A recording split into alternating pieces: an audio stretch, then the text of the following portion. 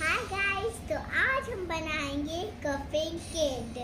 तो उसके लिए हमारे पास है ये ग्लास और ये मार्कर और ये फेविक्विक और सीजर और रेड मार्कर और ये पेपर की। तो मैं बता दूं कि किस किस चीज से क्या क्या कौन सा पार्ट बनेगा।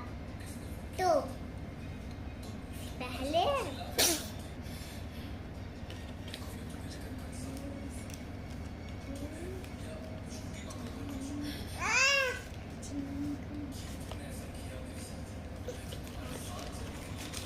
तैयार है हमारी कपिंग किट।